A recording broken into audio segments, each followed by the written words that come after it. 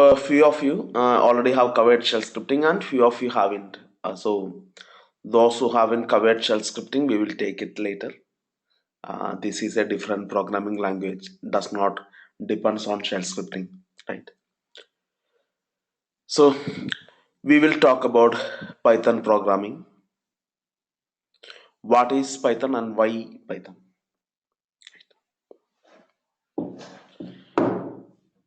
So there can be some situations where shell scripting might not really work well for you. There are certain cases, right? For example, think about this. You are working with a third party, maybe an SMS provider. So you want to send SMS from your application through that provider. And what that provider does is they provide you a Python module, and they would give you the instruction using which they can you can send out an email through them. Or you are working with AWS and you want to create some module in create some machine in AWS through an automated way. Machine in Arabic. What Throughout AWS has is a Python module which you can use inside your Python program to create a machine in AWS. So probably few of you we haven't started with that yet. There is an option actually. Apart from creating resources from your AWS management console, the portal in your browser, you can also create some script, run some script that would in fact create resources in your AWS account. That is possible.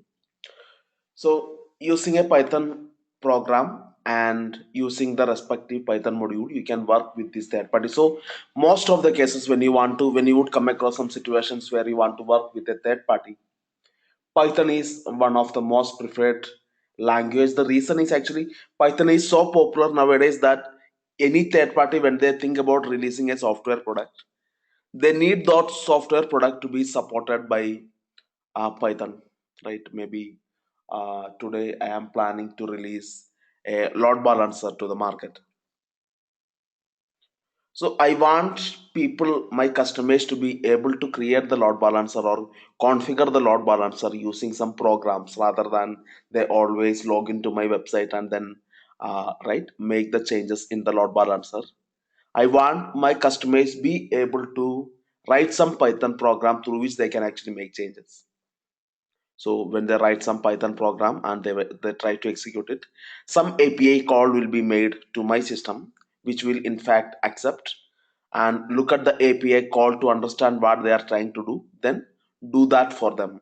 So this kind of that's how for anything there is a for any software product there are APIs available nowadays. I mean that is the main thing people would need when they want to do some kind of automation.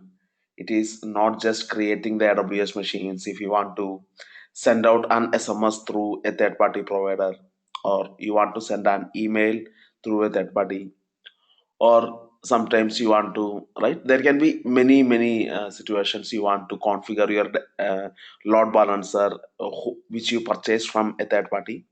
Then you want to make some changes in the load balancer.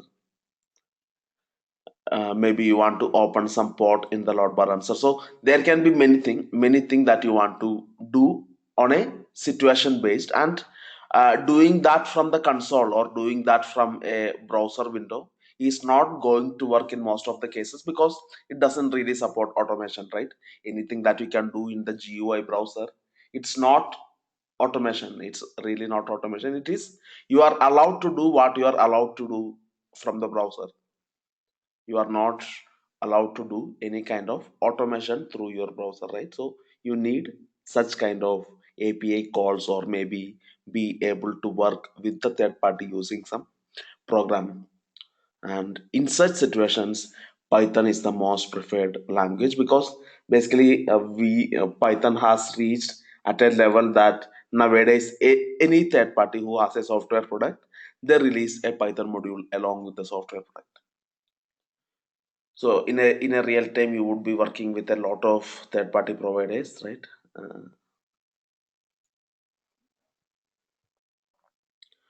So these are the main properties. So we will not be focusing on these basic things. You will just quickly go through uh, variables, strings, and then list, tuple, dictionary. These are array variables.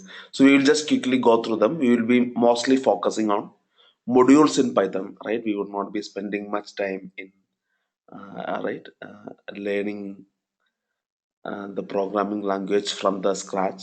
That is not our intention. Is we are doing that in shell scripting, right? It's the same concept. There is no differences. So why Python? These are the different properties of Python. Python is a interpreted language and it's an interactive language.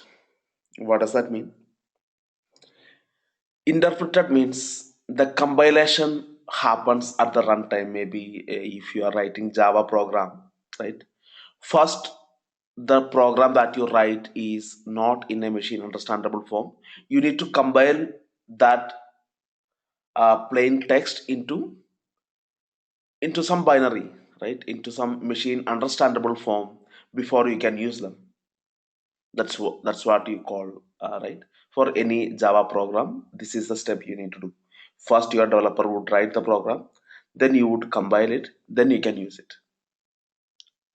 In case of Python, that extra compilation is not required. Actually, the compilation will happen at the runtime. When you execute a Python command, the compilation will happen at the runtime. So a is equal to 10, print a. So right. So first, the first thing what I would do is I'll install Python. Maybe I already have it. Python 2.7 is what I want. Okay. So I already have Python. So this is from my Mac. In your case, you can use your PowerShell in Windows, or you can create a new EC2 machine. Then inside the EC2 machine, you can install Python 2.7. So maybe that's what I will do. Either is fine, right? So I don't want to do the experiment in my Mac. So what I'm going to do is I would create a new EC2 machine running Ubuntu. On that machine, I will install Python.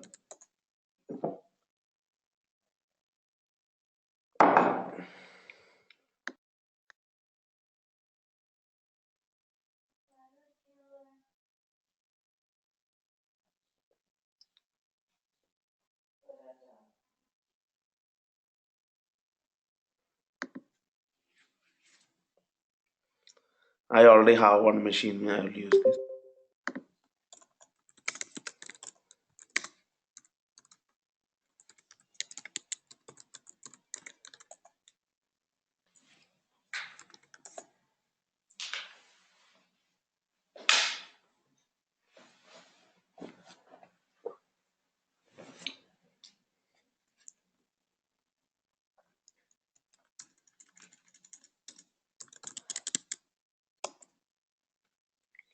Okay. So I'm going to install Python 2.7 is the command.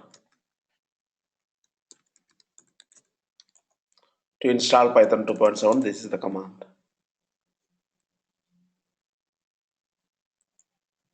Okay. Python 2.7 is installed. Run the command Python 2.7 from the Linux terminal. You would be taken to the Python prompt. This is where you can directly execute your Python program. You can also create a script. That's also fine. You will create one file, and whatever command you want to run, you can put them together inside a script. Then you can execute it. That is one option. And Python, with Python, you also get an interactive terminal where you can test your command. For example, a is equal to 10, print a, right? C is equal to Basil, print C. Maybe one thing you may have noticed, I'm using simply the variable name, not putting any dollar or any sign that indicate that this is a variable. That Python automatically takes care, right? No need to specify any, right, any symbols to indicate that it's a variable. If you can simply call the variable using their name, a, c, etc.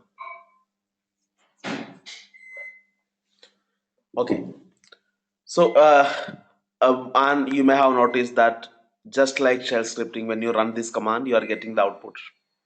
Basically, there is no compilation step that you need to do when you are writing a Python program. Actually, compilation will happen at the runtime. If you execute a command, when the command is running, it will first compile the command, make it machine understandable, then execute the command.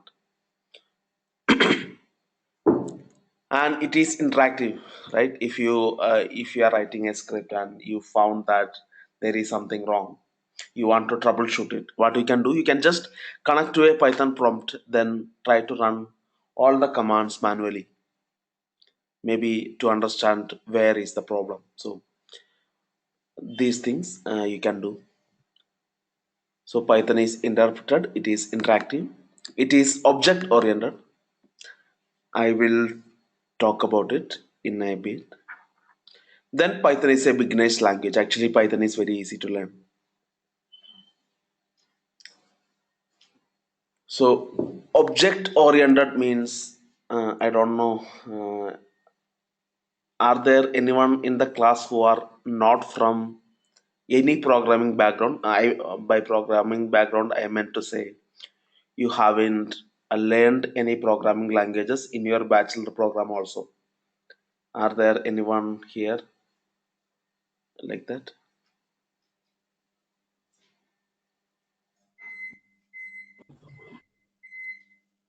Okay. So I'll tell you what is object oriented programming.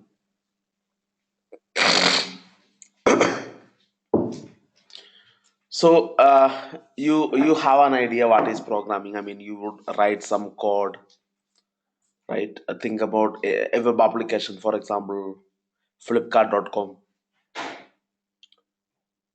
So whatever you do, let's say you click on some button, you want to log in, you click on some button, then you are providing your mail ID and password, then you are logged in. So there are some program executions happens at the back end. Flipkart get your mail ID and password. It will try to run some program that would match your database, match your login credential with the ones they have in their data center, and then finally they will authenticate you if you provided the right information. Then they will set up some cookies in your browser so that you would be permanently logged in,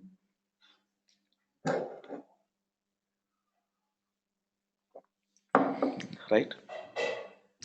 So what I'm trying to say is, whatever you do, whenever you work on a software, some programs are being executed in the background. When you are opening a Microsoft Office and creating a new file, right? Whenever you do something, some programs get executed in the background. But these programs are written by developers which really may not have a good relation between the real-time entities and the the program. There wouldn't be much relation. What I'm trying to say is, there is a login function. There is a login function, and there is a user object, the user who is trying to log in that login function. And there are multiple people who try to log into that function. So whoever want to log into Flipkart, basically a particular function is what getting executed that would log them in. And there are different people browsing flipkart.com. So how does Flipkart differentiate them? Maybe one way they can do is, there is no point in differentiating them. As long as they provided the right credential which matches the database, Flipkart would log them in. That's one way. Other way what they can do is they can create a particular object for each people. Let's say I logged in, Basil logged in, then Pradeep logged in, then different people's logged into the Flipkart application. So whenever I try to log in, they will create an object, connection object or login object for me, user object. And whatever my specific settings, for example, I could be a prime customer, then I can be uh, right. I may have certain differences. My shopping cart would be different than the other customers, and then there are many things, right? I would be creating a different shopping cart than others, and Pradeep would be logging in, and he would be using different credential, and my mail ID is different. Pradeep's mail ID is different. So these entities, in my case, the user entity can be used for creating multiple objects. So Pradeep is a different guy. I am a different guy. So like that, there are different uses in Flipkart application, and this is how you look at on a high level, right? When you think about a Flipkart program, probably you know that in the program there is a user entity, and to identify each user, probably there is a object, right? The user is an entity, that means, right, user is something, it's there, and there are multiple objects of this user entity, for example Basil, Pradeep, like that. So this is the first thing which will come into our mind when we think about how Flipkart would have written that program. But in real time scenarios that is not the case, right? Maybe all Flipkart does is whenever somebody logs in, they will compare the mail ID and password with the one they have in database. If it is matching, you are logged in. Maybe the Flipkart doesn't really identify each usage at all. For identifying the usage, maybe it need a different set of program to find out his mail ID, then do some different action for him. So uh, in traditional programming system, actually object oriented programming came very early. It's not any new concept or anything. It was there for a long time.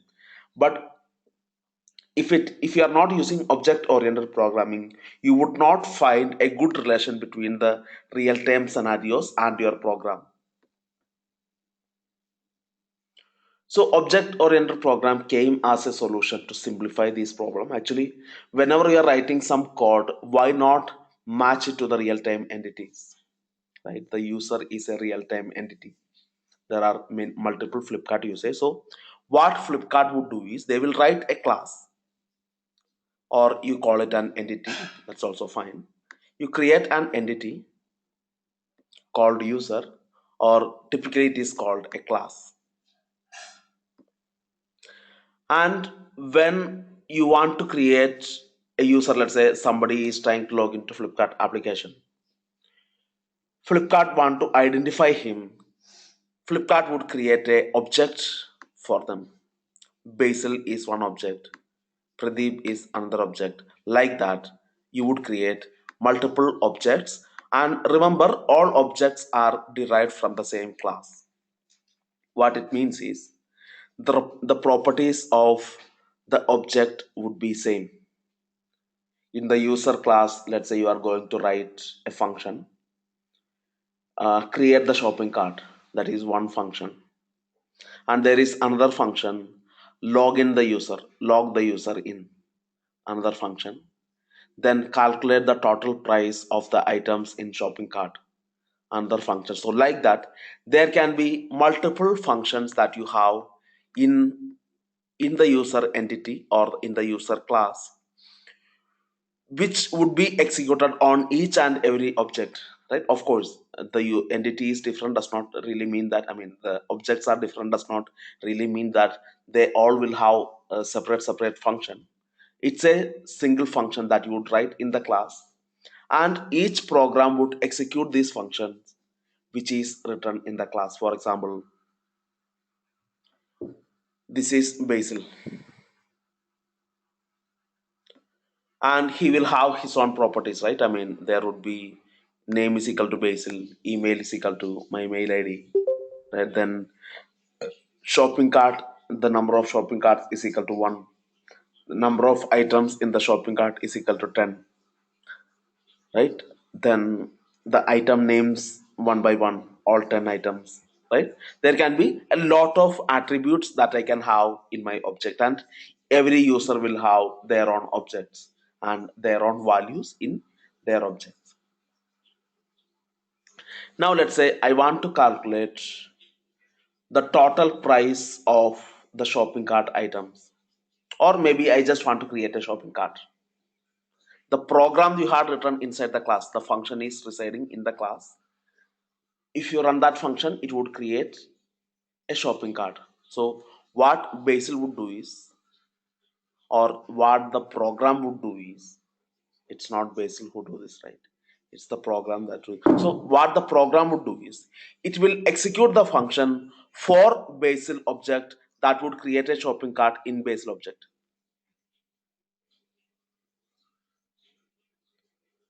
The same function would be executed by the Pradeep object, which would actually create a shopping cart in Pradeep object. So each object uses the function, and the function would work on individual attributes. For example, you want to calculate the total price of shopping cart, total price of the items in shopping cart.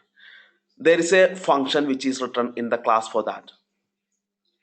So when this object would execute that function, the function will identify, okay, this call is coming from Basil object. So let's look at his attribute. Then that function will look at Basil's attribute. It will find, okay, he selected these items. He selected some electronics. He selected some some laptop, some mobile, right? And then what the function will do is, it will calculate, it will find out the price for each item which Basil have selected, which the function know already. Whenever it gets a call, it will identify that the call is coming from the Basil object. Then the function would execute the program for the Basil object, and it would calculate the total price of the items in the shopping cart for Basil, and it would be returned on the particular object. Maybe you would save that as an attribute in the Basil object. So total price, new attribute, total price is equal to this much. So basically, all these object will contain its own attribute, but they would share the same function would be executed on these attributes, and to manage the different objects. So now this matches the real-time scenario here. Even somebody who look at the program, they will understand it better, right? Okay, there's a class called user, and there are multiple objects for individual users. Then what are the different attributes? What are the properties of user? On a high level, you would say, what are the settings of the user, right? The name, their mail ID, right? Their shopping cart, their total price, right? There can be different attributes which everyone will have. So you can see what attributes each individual user have. So it has a good relation between the real time. It actually, the program itself look like a real time program. You have the class for user and object for individual peoples. So this kind of programming language is what being used nowadays to develop anything. Any software applications are developed using object oriented programming. That is the most important. I mean, it would simplify things to a large extent, right?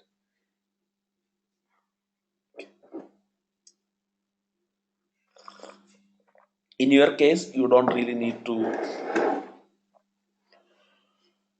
write too much object oriented programming, but definitely if there is a object oriented program that you have got, you should be able to understand that, right? And also, not just that. One second.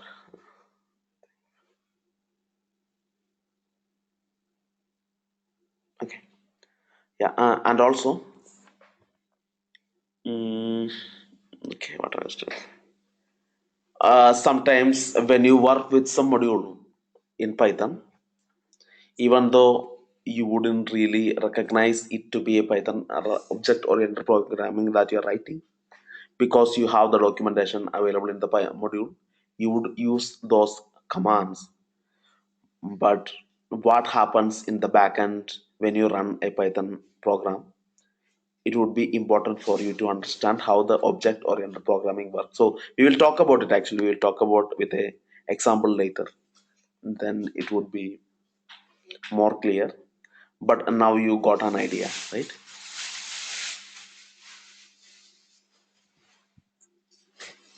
So this is the basic syntax in Python. The first line would start with this user bin Python 2.7. Basically, you are indicating what is the interpreter Python 2.7, and then you can write down the Python commands. You can test this command directly in a Python prompt here, like this: print hello world.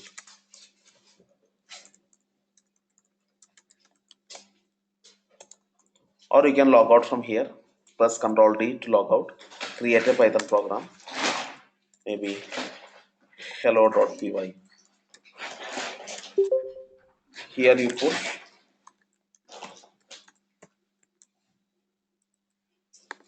the location to the Python binary. If you are not sure, you can run the command which Python 2.7, you will see the location. So here I am just putting something, let's say print hello world. What permission should I give to the file to make it executable? 744 hello.py. If you execute it, it would print you hello world, the output of the script. Okay, great. And maybe you would notice it. You would not find any braces or brackets when you work with a Python program to indicate a block. There would be brackets. I'm not saying there is no bracket. For indicating a block, there are no brackets in Python. So take a look at this if condition. If, then put your condition. Then the if block, that means if the condition satisfy, these are the program that would get executed. And you would see that every lines are separated by equal number of spaces in the beginning. That is how Python would identify that it is a block, right? Any lines of code that are separated by equal number of, that all of them have equal number of spaces in the beginning, that will form a block. Hope you got it. So this is a block if both line contains equal spaces in the beginning. There are three spaces in the beginning for each lines. Not only for if condition, for anything, your while loop, for loop, right? Whatever block that you are creating, this syntax would apply. And this is how you define, right? You can define a word, sentence, or a paragraph. If it is paragraph, you can put that inside a triple quotes,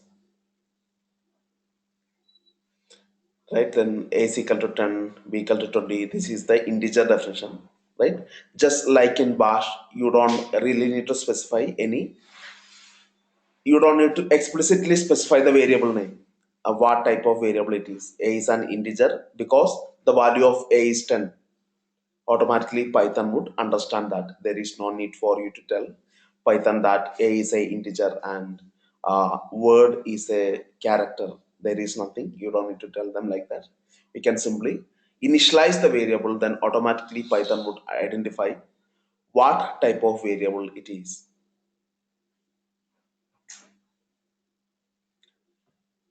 This is a integer, it's a floating point. This is a right? String. And the print command you can use to print the values inside these files. So a comma b comma c equal to 1 comma 2 comma John. You can type this also. If you run the command a comma b comma c equal to 1 comma 2 comma John, then a is equal to 2, a is equal to 1, b is equal to 2, c is equal to John. That's what it means. So print c would print you John. You want to delete a variable, you can use the delete command delc. That would actually delete the variable. When you define a variable, what happens actually in your RAM, in your memory, a variable get initialized, c is equal to John. So when you use this delete command, this variable will be erased from the memory. It's gone from the memory. Now you want, if you try to print c, you will get an error.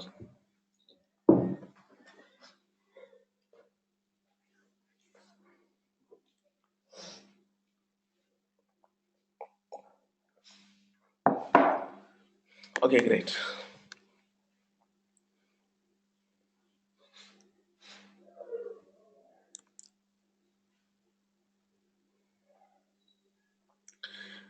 Strings. So this is how the string would look like. I mean, you can create a string and you can do a lot of operations by considering the string as an array. Hello world. If you consider this as an array, this is the first value in the array, H, then E, then L. So like that. So think about this is an ordered array. Then on the 0th position you have H. In the first position you have E. 1st position you have E. 2th position you have L. So like that, if you consider this string as an array, then you can perform multiple operations in the string like this. Print str, you already know what it will do. It would simply print you the entire string. Str of 0 would print you the first character, that means only H. Str of 2 colon 5 would actually print you the character starting from the 3rd till 5th. That's what 2 colon 5 will do. 2 colon would print everything starting from the 3rd character. Starting from L, it would print everything. Str star 2, what it means is, it would print str 2 times. If you want to combine str with some other string, you can do this. Str plus button indicate that combine this string with some other string. So it would print you hello world test if you run this command. So let me show you. First I'm creating this script str, so I would not right, print str would show you, right? If you run print str0, it would show you only H. If you put print str1, it would show you E. So like that, whichever variable or whichever letter that you want to print, you can put that inside an array. 2 colon 5 would print you LLO, right, from the 3rd till 5th. 2 colon would print you everything starting from the 2nd, from the 3rd. Str star 2 would print hello world 2 times.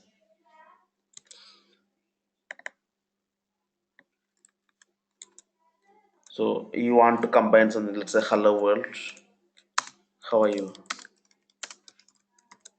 So basically you want to combine some particular string with your string, so it would print you hello world, how are you?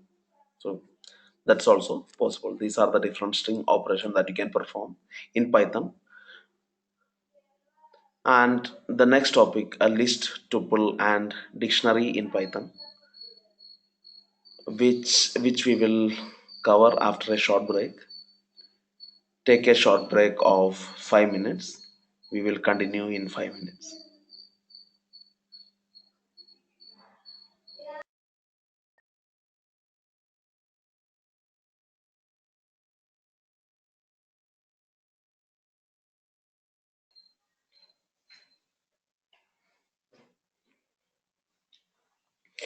So the next topic is list, tuple and dictionary in Python. These are different types of array variables in Python. List, tuple tuple and dictionary.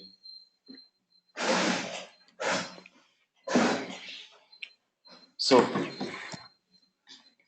the list and tuple are ordered lists, list and dictionary is a unordered list or unordered array. So all of them, list, tuple or dictionary, these are different types of array variable that would contain a array of variable than a single variable. For example, I am defining a variable called list1 that contains multiple variables A, B, C, D, 786, 2.23, all of them separated by a comma, and this square bracket indicate that this is a list. So like that you can create a multiple list together, and this is the syntax. You put a square bracket and put the values separated by a comma. Once you created the list, then the list will contain all these values in an ordered fashion, the way you have seen in string. This is on the 0th position, this is on 1st position, 2 position. So like that, the values that you provide in order, they are placed in a array under with these names. 0th position has ABCD, 1 position has 786, like that. And you can create a tiny list. You can create multiple lists like this, and this is how you can use those lists. Once it is created, print list of 0 would actually print you ABCD. List of 1 colon 3 would actually print you starting from 786, it would print you till John. So like that, then 2 colon would actually print you everything starting from 2.23. And if you want to combine two lists together, you can run the command print the first list plus second list. It would actually print you the combination of this complete list. And once you created this list, you can modify the list at any point of time. Maybe you can insert a different value. You can replace ABCD with a new value. Or if you want to append more values to the end of the list, you can do that. Right? Any operation that you want to perform, or you want to delete some variable, you can do that.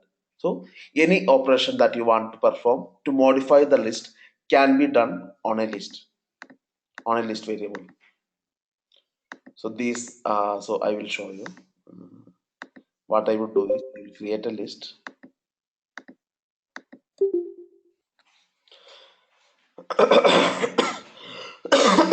I'm going to create a list. List is equal to, put a square bracket, then put the values in between. So Basil, 10 is an integer, 2.5 is a floating point, then again ABC is an integer,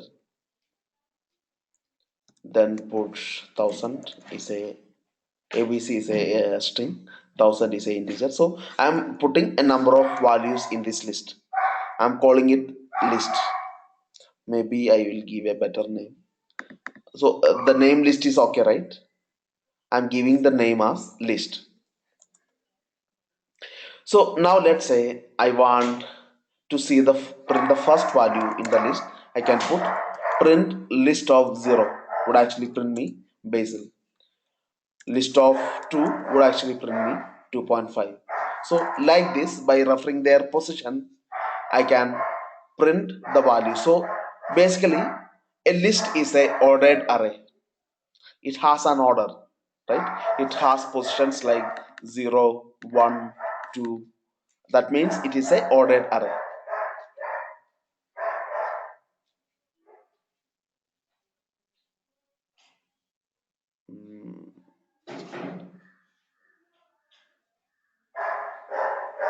Okay, now let's see. I want to print starting from the third I want to print everything, so it would print me 2.5 abc 1000. So the same operation that I performed using string I can perform here also. Now what I want to do is I want to make some modification to the list. Let's say I want to delete this list of 2. What I can do, delete list of 2 would actually delete that value. That means 2.5 from the list. Now if you look at the list value, list print list, you run it, you can see 2.5 is gone. This is the new list. Now let's say I want to insert or append a new value. There's a function called append. The list name dot append. This is how I would call the append function. What I want to do is I want to append a value Basil or maybe Pradeep to the end of the list. So this command, what it does is after 1000, that means at the end of the list, it would place Pradeep. So now you run print list command, you can see the Pradeep has got appended at the end of the list. Then now Teacher, let's how say to I want to append put one one more two value. or more values? Uh-huh. How to append with two or more values? You can append whatever value that you want to append, you can put that, let's say XYZ. Then that is appended with the list. At the same time, I want to append with two or three more variables. So how to do I that? think that should still be possible. I don't know. Maybe CD, comma, W, X, Y, Z.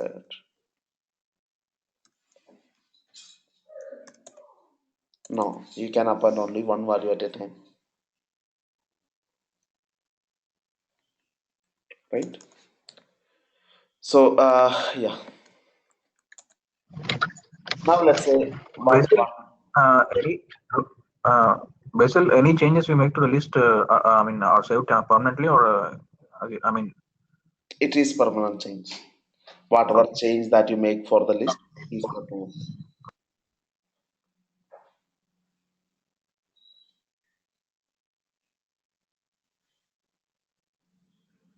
Okay, so let's say now I want to insert a value somewhere in between. Let's say between ABC and 1000. That means which position? A list of 3. On the list of 3 position, I want to insert a new value. There is another function called insert, list dot insert.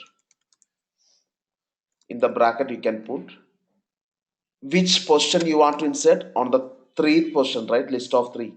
You want to insert what you want to insert. Let's say whatever Nidhi. Right? If you run this command, what happens is this string Nidhi would be inserted on the 3rd position. That means between ABC and 1000. Now you run print list. You can see the new string got inserted between ABC and 1000. So if you want to put any value in a specific place, you can use the insert function in list. The syntax would be like this: the list name dot the function name, then the arguments. So that's what a list is. So I'm going to call the list an ordered array. It is an ordered array, right? Because there is places, I mean, you place Nidhi in this position, so there is position you can indicate in list 0 1 2 3 etc. That's why I call this list an ordered array. And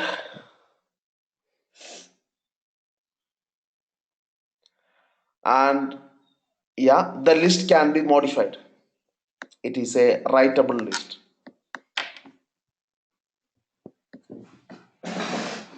You can insert new values to the list, or you can append new values to the end of the list. Okay, great. The next type of array is tuple. This is actually a very important topic. the type of arrays in Python, the difference between list, tuple, and Basil, I dictionary. have a question. Hey, Basil, I have a question here. Mhm. You showed us how to append a list, how to insert in a list. But if I want to make a change in the variables, that is like, say suppose in the, as you said, the indexing starts with 0, 1, 2, 3. Say suppose on the third index, I want, instead of ABC, I want XYZ.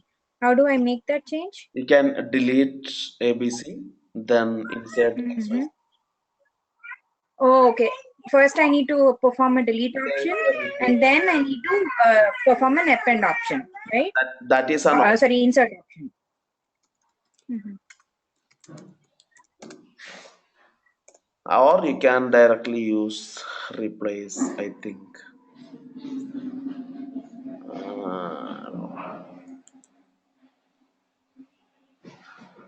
There is a function called replace actually.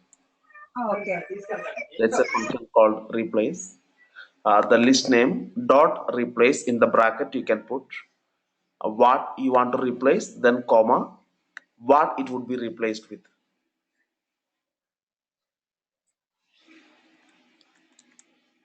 Thanks. Yeah.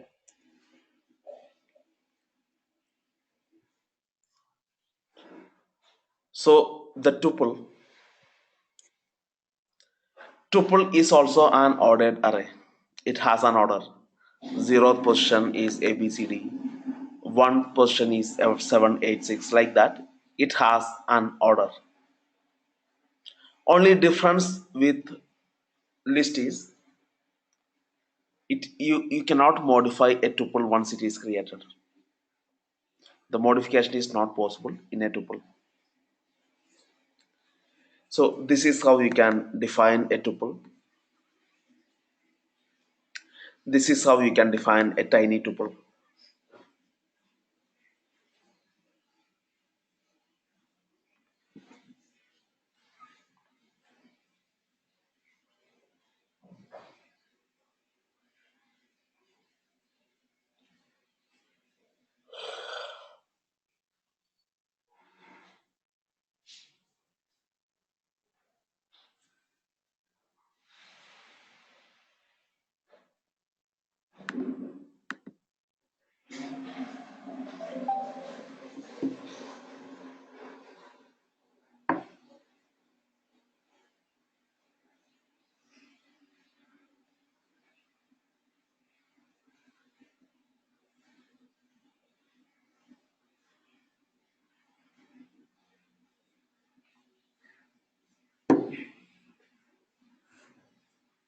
Hello?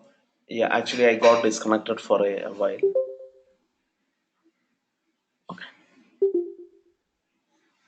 Okay, now let's say tuple is also an ordered array, but it cannot be modified.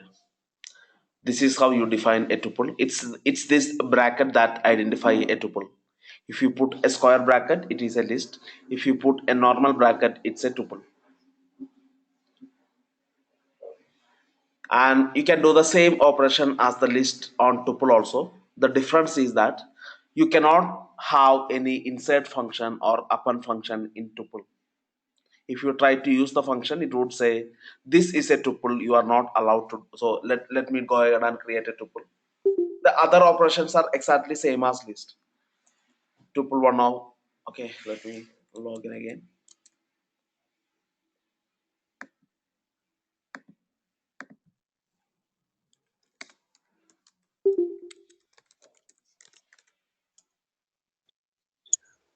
Basil, Mhm. like you are defining all the static syntax. Like how can we get this dynamic list and the dynamic tuple? List is a dynamic array, and Eh, tuple like is in a any static function? array, Oh, right? okay, List, got it right. okay, yeah. All right.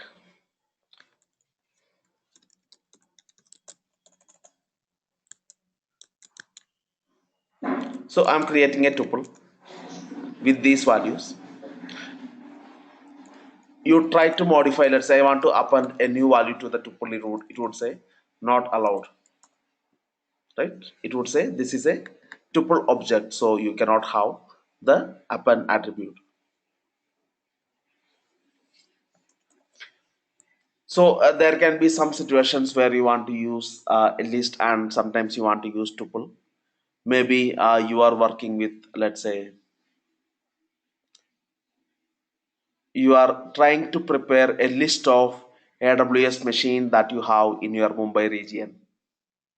That is what you are working on. So what your script would do is it would maybe every day the script will run. It will try to connect to your AWS account. It will fetch a list of machine in your AWS account in Mumbai region. Then the details of the machine would be written in a database or something. So in such situations, what program you can execute? Let's say you are expecting your list being modified because there can be more machine in the AWS. You are creating more EC2 machine in Mumbai region. Then you want to add that machine details also into your array. So in such situations, you need an array that can be modified, because you are expecting more entries to be coming to your array, or maybe sometimes you would terminate some machines, you want to delete those machines from your list. So you want, in such scenarios, you would actually need a list that can be modified, array that can be modified. Or think about a different scenario where the key pair, think about you have a set of key pair that you already had imported to AWS, and you use a tuple to keep track of all these key pairs that you have, and you know that you are never going to change the list of key pair that you have in your, there is no reason for you to change the list of key pair that you have, unless maybe there can be some situation the previous key is not working anymore, you want to create a new key. There can be scenarios, but what I'm trying to say is, just think about any scenario where you have a list of value that will not be modified at all. So in such situation, rather than creating array as a dynamic array, you can create it as a static array which cannot be modified. Once you created the list of key pair and brought them into your tuple, that's not modifiable anymore. So depending on the situation, you can choose whether you want to use a list or whether you want to use a tuple. Then dictionary is actually a different type of array that is not ordered, right? There is no order like zeroth position you have ABCD. There is nothing like that. Instead, what it is a list of key value pairs. For example, name is equal to John, salary is equal to 5,000, right?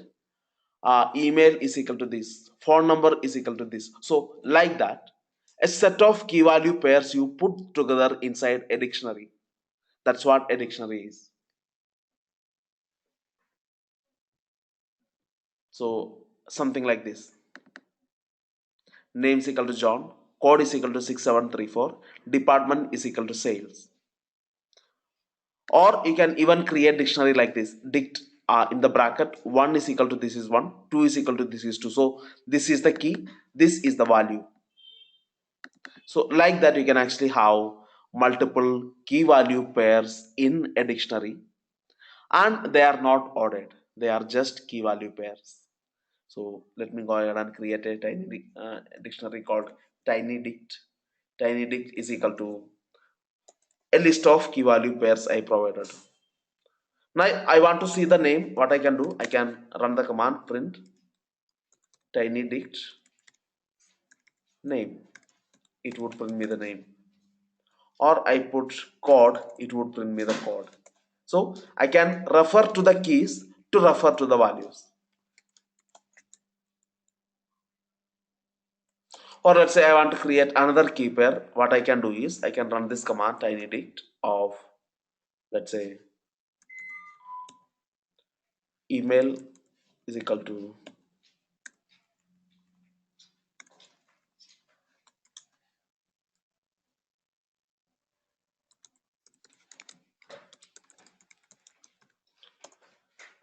so I can put something like this. So what it would do is it would create a new key pair.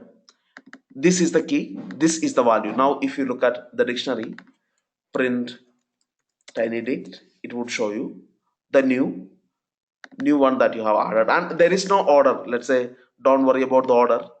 Department is printing first. Earlier you defined it like name equal to John first, but here it is printing department equal to sales. So doesn't really matter.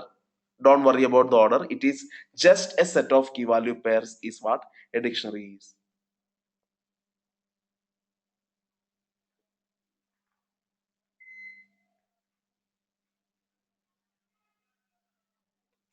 So it's the flower bracket that indicate, it's the braces that indicate that this is a dictionary. When you want to create a dictionary, you use these braces. Then when you want to create a tuple, you would use the normal brackets. When you want to create a list, you would use the square brackets. That's how Python would identify that whether it is a list that you are trying to create, tuple or dictionary. They are indicated by these brackets.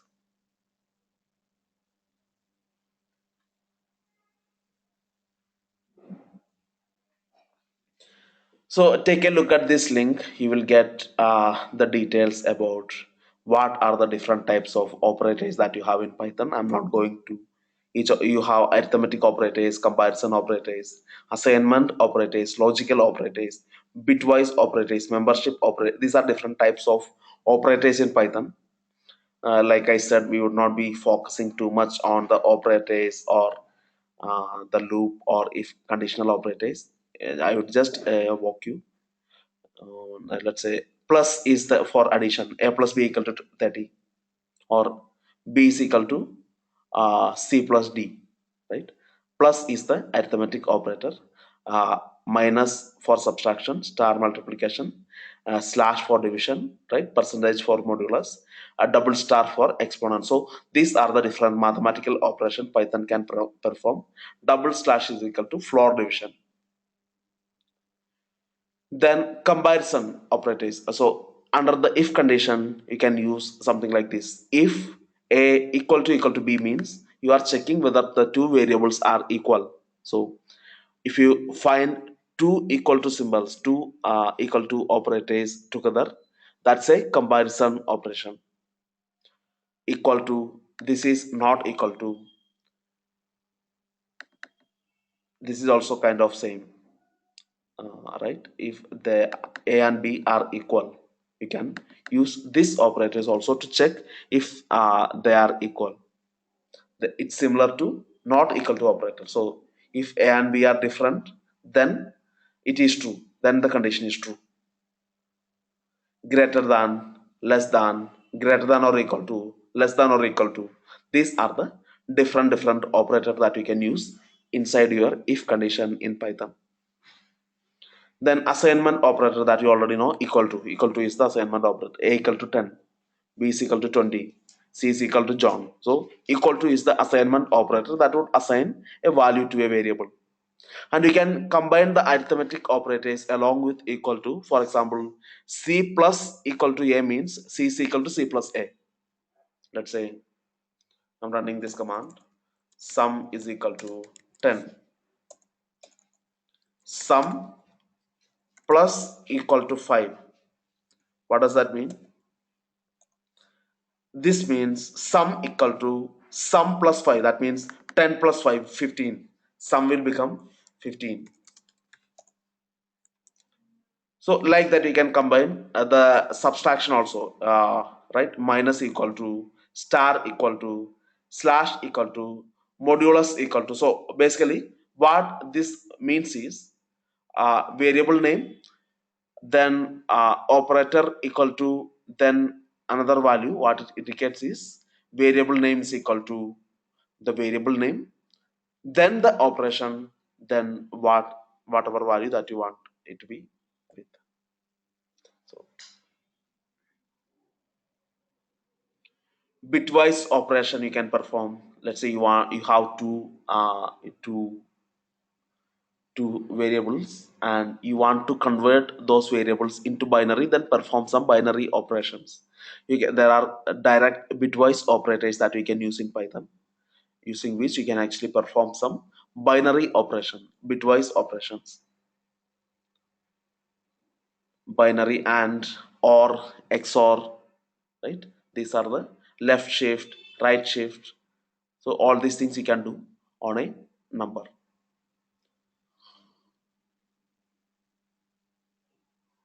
Logical operators, for example, within the if condition you can put and, or, etc., right? That we have seen in bash. Let's say you want to look for two conditions: if a equal to c and a greater than d. So if you have two conditions which you want to put together inside an if condition, then you can use one of these logical operators to identify how if would function. For example, the condition would be true if both conditions are true, or if condition is true if at least one condition is true. So you can use these logical operators like and, or, etc., to indicate how if would do this, right? How does if calculate whether the statement is true. So these are the different operators, and you can see this table that contains the order of precedence to the operators, right? This is first one is exponentiation, that gets the highest priority, highest precedence, followed by these symbols. So like that. Okay, fine. So this is the order of precedence in Python in this table, like this, starting from the exponent, then these operators, followed by these, like that. Okay, fine. If condition, so this it's also as simple as that. I mean, you define a value, then you can put the if condition. There are different operators that you can use inside your if condition, right? Where if var equal to 100, then print value of expression is 100. So this is how it will look like. Just quickly go through it. I'm defining a variable called 101. The var is equal to 101. So I'm putting an if condition. What my if condition would do, it would compare if var is equal to 101. What is the comparison operator? Equal to. If var equal to 101, put a colon to indicate that you are starting a block. And if you remember, I told you, you won't put any brackets to indicate that this is a block. Instead, what you do is, let's say if this condition is true, I want to execute two commands in Python. So first command I want to execute is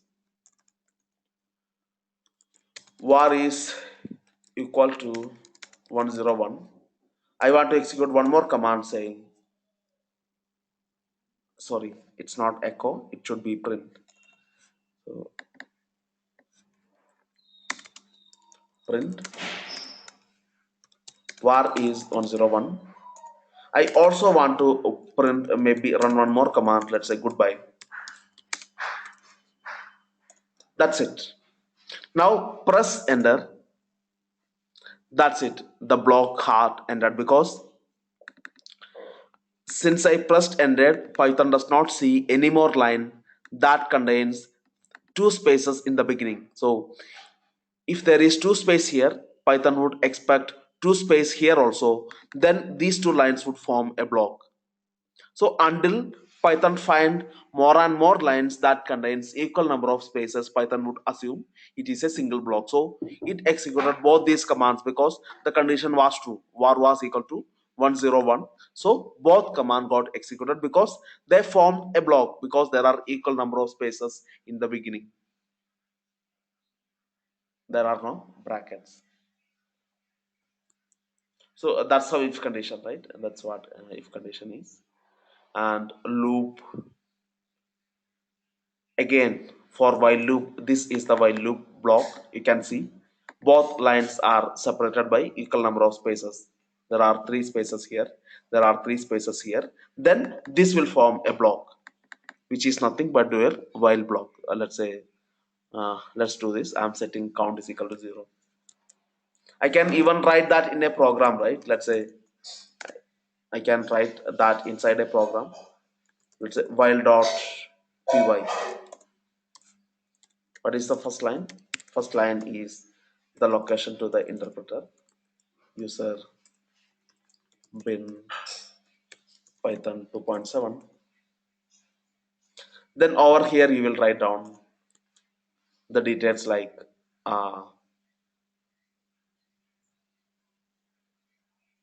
yeah. So I'm setting count is equal to 0. Now what I want to do is I want to write a while loop, start a while loop to check if the count is greater than or equal to 10. Count equal to or maybe less than or equal to 10. What it means is as long as the value of count is less than or equal to 10, then continue the loop.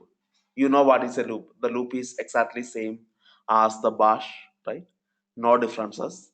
A for loop, a while loop, whatever loop, they are exactly same as the one that you had learned in bash. The concept is exactly same. The syntax only varies. This is the syntax in Python.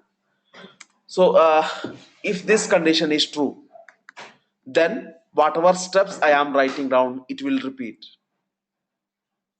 So maybe what I want to do is I want to print count. I also want to do what I also want to do. I want to increase the value of count by 1. Count plus equal to 1. You know what is mean by plus equal to. Count plus equal to 1 means count would be incremented by 1. Count equal to count plus 1 is what it means. That's it. That's it. Then finally I am printing something like print goodbye. Right? I'm putting a new line, print goodbye. So is this line part of your while loop? It's not. This is your while loop block. You have 2 lines, both of them separated by equal number of spaces, 2 here, 2 here, 2 space here, 2 space here, which means this will form a while loop block. So save this file,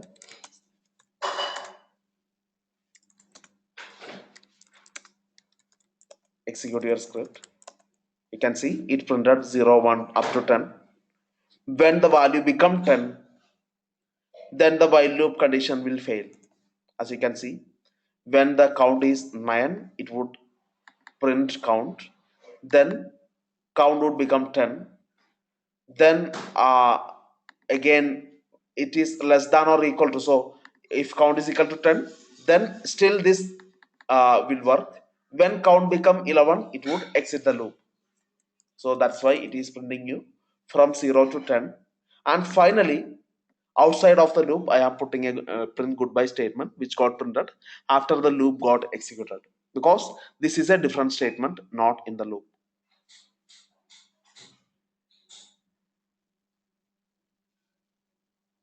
It's a colon that you put to indicate the beginning of a block. You put a colon in Python. You may have noticed I put a colon after the while loop, and after the if condition also I put a colon. So what this colon indicate is it's the beginning of a block, right? And loop, number strings. So go through this link. I will walk you through it once. There are different number and string operation that you can perform in Python. They are also again kind of self-explanatory. You want to create a variable, this is how you create the variable. Just assign a value to the variable is created. If you want to delete a variable, del space the variable name, the variable would be erased from the memory. And these are the different types of variable: integer, long, float, and complex. And yeah, if you want to convert a number, let's say you want x is equal to 10.0, then you want to see the integer of x, you can type the command int of x. It would convert x into a integer. So you can do this kind of conversion. Let's say, sorry, I'm connecting myself to Python. X is equal to 10.0. I want to find the integer of x. I can type the command int of x, would actually print me the integer of x, which is 10. If I want to see the float of x, it's nothing but it is a float itself. Complex, it would print you the complex of x. So like this you can convert. If you have a given variable, you can convert that into your desired form by using one of these functions. Okay, and these are the different mathematical operations that you can do. You want to calculate the exponent of x, you can type exp of x. It would actually print you. This is not the syntax, I think it's x dot exp.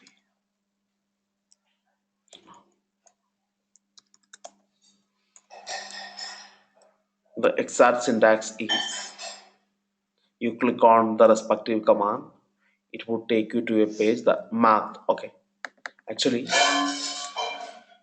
by default exp is not a function that is there in your Python program. That exp function come from a different module in Python. So first you need to include some module in Python, then only you can use the exp function. The exp function is written in some module in Python. The module name is math. So we will come to modules in Python. That is our most important part in our training. So run the command import math. What I'm trying to do is, I am importing a new module into Python. This contains a function called exp, which I can use to calculate the exponent of x. Now I can simply run this command exp of x. I cannot simply type exponent of x like this. It still throw you error. You need to type math.exp of x. Right? If you want to use a function inside a module in Python, you should use it like this: module name dot function name. So exp is a function inside this module. Then this is the syntax. It would show you the exponent of x. X is nothing but 10.0, so it would show you the exponent of x. So like that, there are lots of mathematical operations like this: absolute value of x, floor of x, logarithm of x, log 10 of x. So like that. And if you have a list of numbers, you want to find out which is the biggest, and I think this is also comes from the math module. The max function also comes from the math module. So you specify a list of numbers here. It would print you which is the biggest.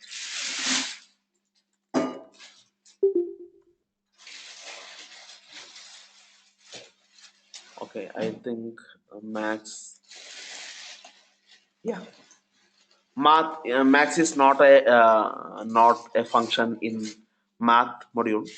It's there in Python by default, so you can directly run this.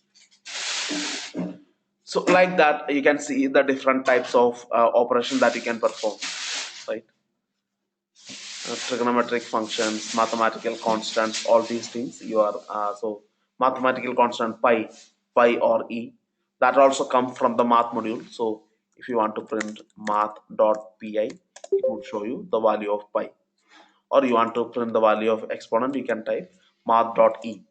So these variables come from the math module. That's why I am using math dot then the variable name. It would actually show you the value of the variable. So these are the different functions that you can run on numbers. In string also, Python is very flexible. You can have a lot of functions in the string. If you want to work with a string in Python, that is pretty easier compared to any other programming languages. There's a function called re, there's a module called re, which you can use to perform some operations like find and replace, right? Then find and delete. Like that, there are lots of operations that you can perform with this re module in Python. So again, you have to import this module into your Python program, then you want to use it. So right, and these are the different operations that you can perform.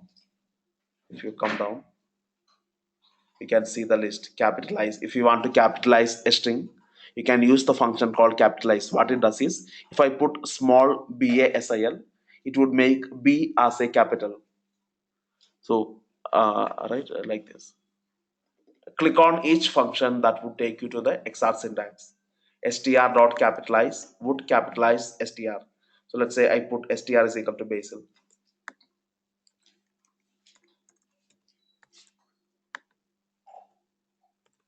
Str equal to Basil. Now I put str.capitalize. What it does is, it would change B into a capital letter. So like that, there are different options that you can, there are lots of functions.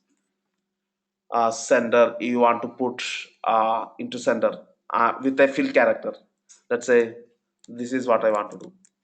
I want Basil to be printed on the sender. Then I can put how much width I want to put on either side. Maybe 10 is the width I want to put, and should it be a space or what it is, I can put maybe a single space that indicate what letter would fill it in. So now it is, no, I think I can simply put a space. Yeah.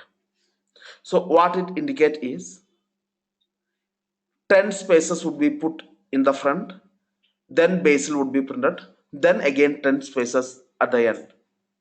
Or let's say instead of space, I want to put something like equal to.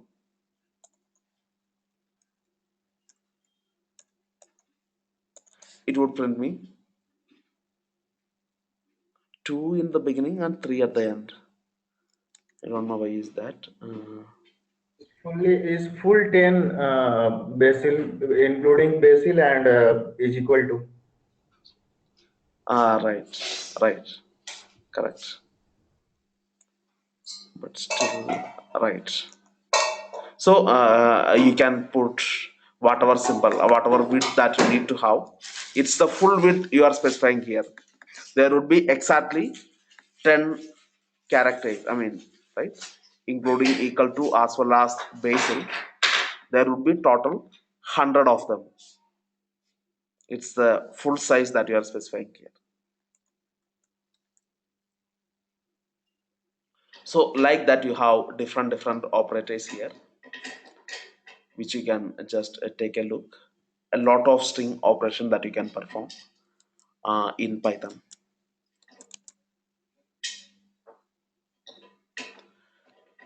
The functions, it's again same as you have seen in shell scripting. You can define a function, then you can define a number of job inside the function.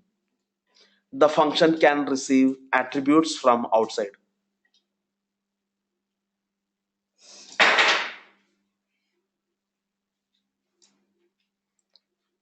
Should maintained by any given conditions. Is it columns under spaces should be maintained by any conditions. The conditions, the spaces should be maintained in any conditions. Actually, yes, if you want to create a block, use spaces in the right syntax, right? Maybe you have a while loop that has 10 executions that's going to take place. All 10 lines should have equal number of spaces in the beginning. That is the thing with space. The space indicate that this is a single block in Python. In Tomcat, is there in default scripting language? In Tomcat, no. It's basically XML files. If you want to edit the Tomcat configuration, it is the XML file it is inside XML file. Tomcat write its configuration that you can modify in the XML format. There is no scripting language in Tomcat.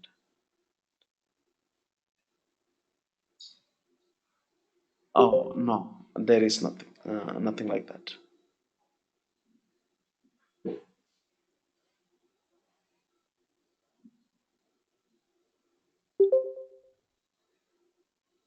Right, so think about this. I mean, there's a function called define print me. I'm defining a function called print me. What it does is it would receive some argument called str. Then it is printing whatever argument it received. Right? Let's say I'm going to write a function fun.py.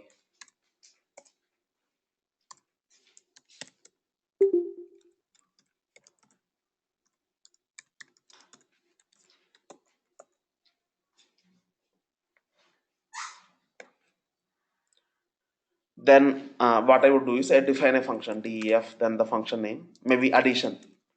I want to perform some addition. So what my function will do is it will receive the arguments, whatever value need to be added up. Let's say a and b, a comma b. Right? So colon to indicate that I am starting a block here. What I want to do, I would receive two arguments a and b. Then I would add a and b. The result would be assigned to the variable sum. Sum is equal to a plus b. Then I print sum. That's what I do. That's it. Now I want to call this function. How do I call this function? Addition. Then send the values whatever you want to add. I can call this function multiple times, right? Whenever I want to add two numbers, I can call this function multiple times. So each time the function get called, the first one would be passed as argument a, the second value would be passed as argument b. What the function does is it has a block, two commands, sum equal to a plus b, print sum. So the sum would be printed each time a function call is made.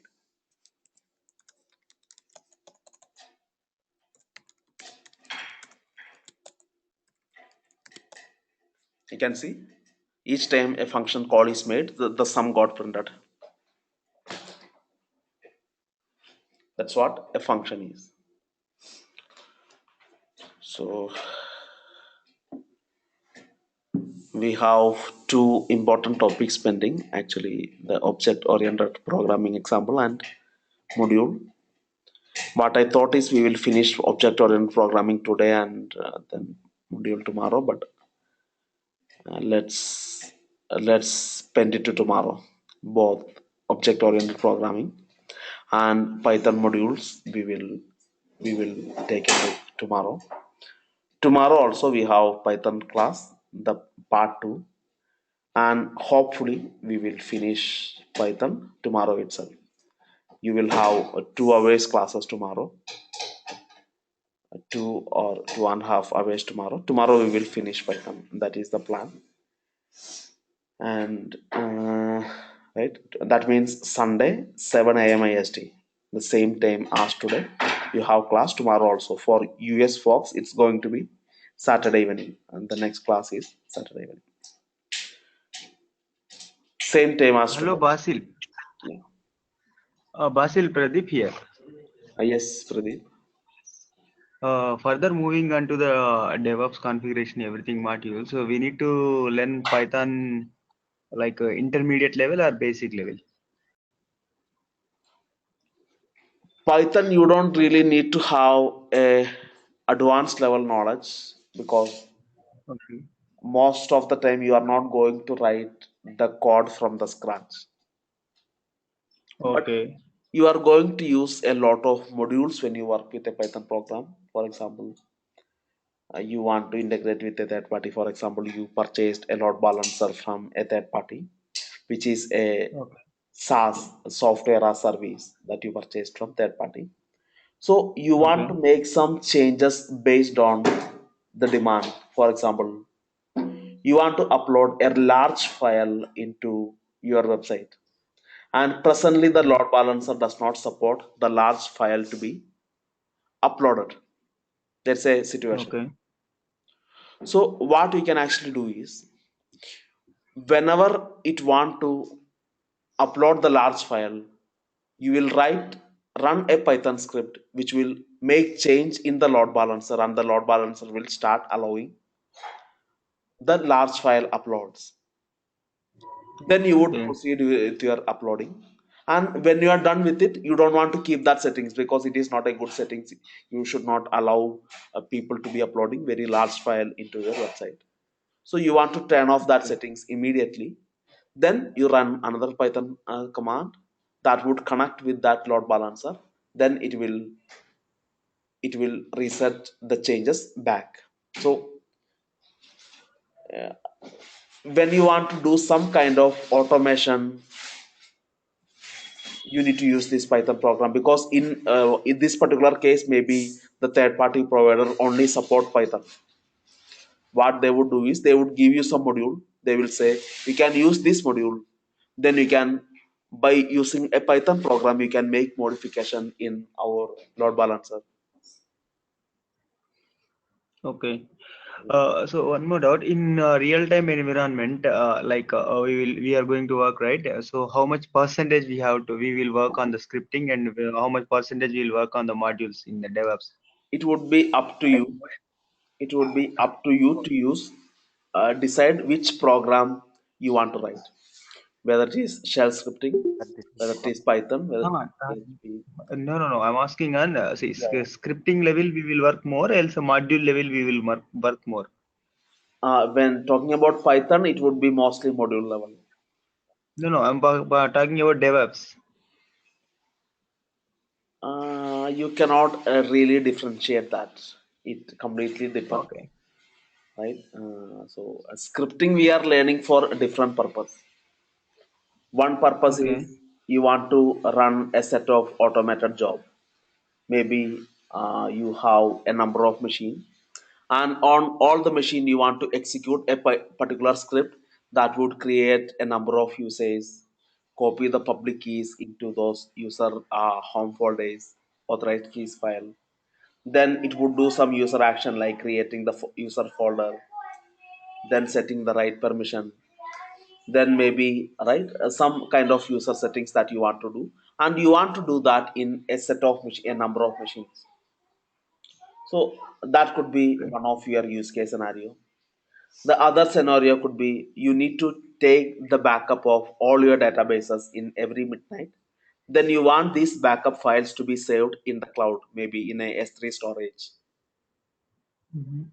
So in that case, you are working with Amazon S3, then you need a module. And you are doing a lot of other operation, which is traditional operations. So you cannot really differentiate which script you are going to work in a real-time scenario. It depends on the situation, or sometimes you come across some situation where you want to write a script where you want to work with a third party, and only Python is supported by that third party. Or right, in that case, you are going to use Python program, Python language to do your jobs. So, right, it completely depends on the situation, and sometimes you may be writing some PHP program. Sometimes you have a set of developers, and you want people to be browsing for a particular URL of PHP, which will in fact do some job. For example, you already have some PHP application, or maybe your development team. What they want is they want to work with the system. Maybe they want to add a user into the Linux system as a service. Maybe in the program, people will have a website, and the customers of your website, they will sign up for a new account. And as they sign up for a new account, a Linux user also gets created in the backend. So what your developers would ask you is, we need one script. When that script get executed, maybe we should be able to call that script using an HTTP URL. So when we execute that HTTP URL, and pass the username and password through the URL. It will create a machine in your Linux system. So maybe you need to write some PHP script and which would receive the argument, the username and password. Then execute the user add command. You can execute the user add command from your PHP script also, but you should have the permission. Something that you need to take care. So the real-time scenarios can be anything. So you would be investigating what you want to do, and you would be writing the respective script according to the need.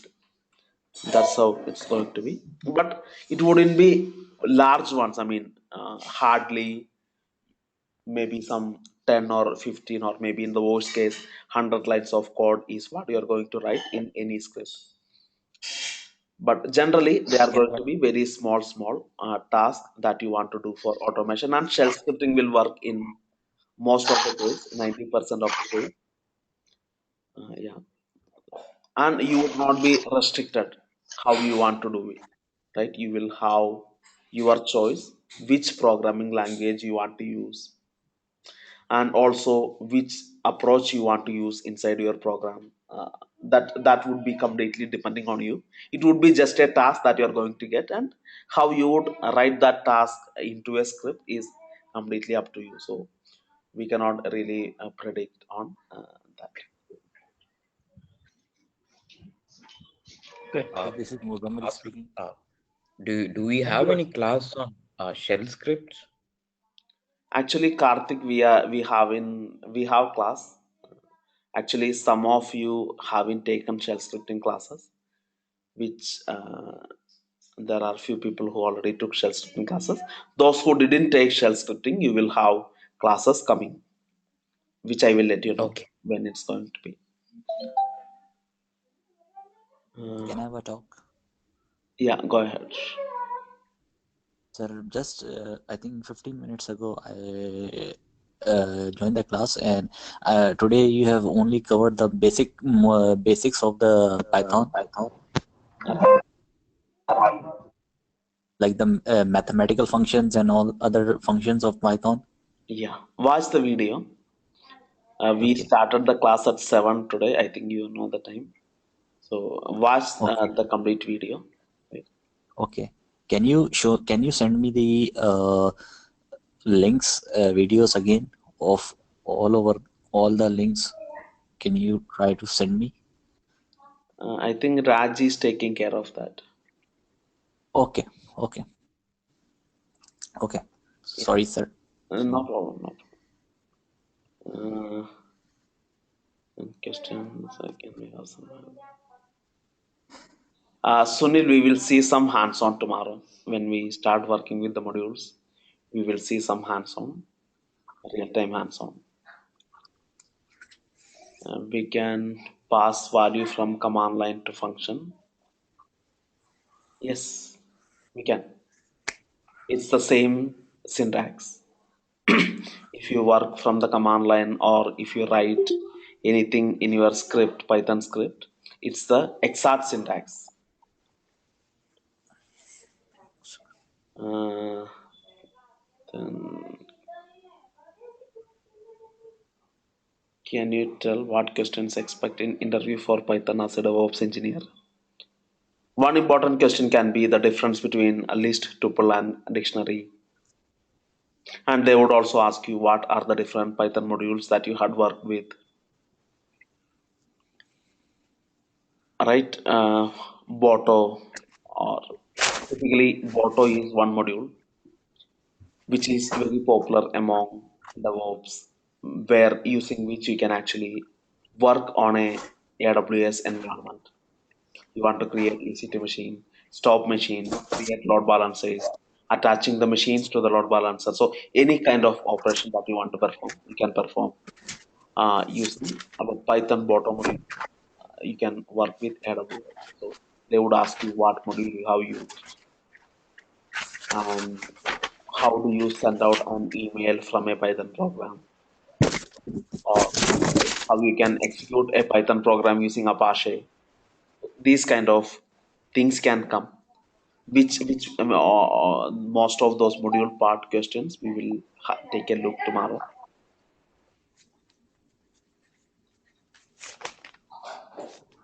I would like to attend shell scripting class. Yeah, Lakshmi, I will add you to the shell scripting classes, Lakshmi. Can you add me too for the shell scripting? Yeah, I will. Actually, your shell scripting is not done yet, Mosamel. I will be. Actually, Okay, next week is the self-scripting class or what? No, not next week. excuse me, I will let you know. Okay. excuse me, sir. Can you repeat the questions again of Python? Important interview questions.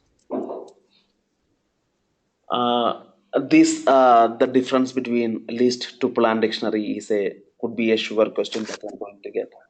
What are their differences? And then there can be questions like what programs you had written in Python. Give me some examples of the program that you had written in the previous, uh, right, in your employment history, which is something we will discuss tomorrow. Then, what are the different modules which you had used in Python, or have you used Boto module in AWS? And Okay. it's these kind of logics you can expect. Elastic load balancer, and how you interface the ROBS with the Right, right, right. right. Yes. Okay, and yeah. So Yashwant, I'm sorry, I did not respond to your email. I will respond it today. Uh, I'll definitely respond today itself after the class. Yeah, and Fine, Amber, done. go ahead. Yeah, go ahead. Who is this? Yeah, this is like last time when we told like so for chef, your chef server, a workstation and a node. So like when I create a node, so like I'm required to add the key of the workstation. So you told like we can add the key in the like AWS console itself. So while we launch that node, the key will automatically be added to that, right? So Right. my doubt is, so like if I like I have added a key in the AWS console for that. Mhm. But now when I like launch the like a new node, so it will when like it will ask me for the this in the putty configuration, it will ask me for this private key file. So in that case, which file should I like add? Because since I have used the key which is already saved there, which I have generated through SSH this keygen. Right. So here, what file should I add then, or should I save that file as a .pem file and convert it to .ppk? Oh, your workstation is a Windows machine, is it? Or I'm working on laptop. Yeah, Windows. Sorry, Windows laptop. Yeah. you are working from a Windows PC? You are using Yes. the chef commands from a Windows machine. That's what you are Right. doing. Okay. In that case, no, I think you don't need to convert to PPK, is what I believe. Actually, I'm not sure. Uh, I can share my screen if you want. I can just. yeah, I will let you share your screen. Give me 1 second. Anybody Sure. else with questions?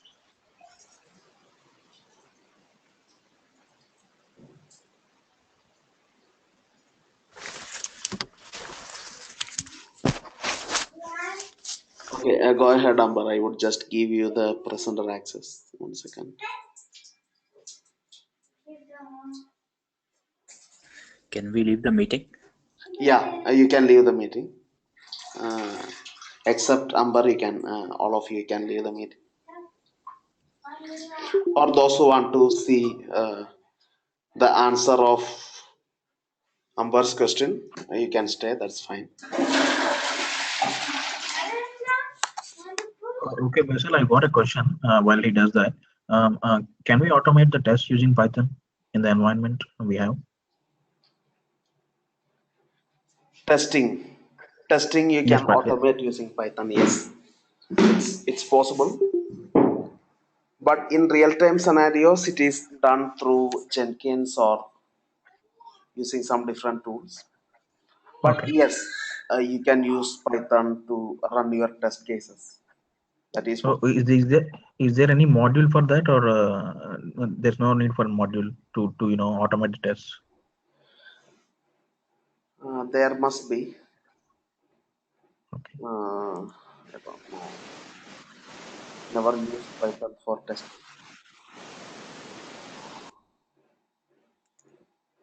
Yeah, Basil, you can see my screen. There is some module called test that we can use for a regression test in Python. The module name is test. Okay, Basil. Thank you. Yes, Amber, I can see your screen. Yeah. So basically, this is a key which I have created using this SSH keygen, this chef boot, Okay. In right? which machine So you run that? You created a EC2 instance and ran this. yeah, yeah, I have removed that one, but like in a workstation, I created this SSH keygen, and this is that key. Mm-hmm. So now when I go to instances, and if I launch a new instance, right? So here, like this will be a node if I'm creating a node from here. So if I go select here, I go review and launch, and when I click on launch, so here like if I use this chef key, then when I launch my this terminal, so here private key, what will be the private key which I should use, because this is the one chef Whichever boot is the one. whichever private key that you had generated, you have to So but copy that into your Windows machine. Or okay, as a one thing dot what you can keys, do is, yeah, yeah, what you need to do is, wherever you run that SSH keygen command, right? In that machine, right, two keys got created: the PEM and PP, public key and private key. right. That private key you need to copy into your Windows PC, convert that into PPK, then use that key to log in. Okay, okay, right. I'll try that then. Yeah, that's what. Got it. Because I'll the convert. I'll SSH try that keygen one. would generate a PEM file. The Okay, I'll ID copy and the that. same. Yeah. So the private key I'll copy as a .pm file and convert it into .ppk. Yeah, you need to convert that file into PPK format using footagen Okay, or something. You can convert. right, right. So I'll try that, but in case I'm not, I'll just get back to you. Yeah, that will work. That will work. Okay, right, right. Got you, Basil. And Basil, maybe like I'll just text you before I will call you. I just needed some information regarding like preparing the CV, since I'm planning to market myself from like from next in 7 to 10 days. Okay. So Did I you just needed talk to some. Sandosh, Mindbox? No. Maybe they can help you. But yeah, I mean, I Okay. can help you with the instruction, whatever you need. They can help you with the resumes and everything, marketing. Oh, okay. That Right. maybe talk to them also once. Yeah, you can call me anytime if you need. Sure, sure, sure, Basil. Sure. Thank you so much for that. Thank you. Bye. Yeah. Bye. Have a good day.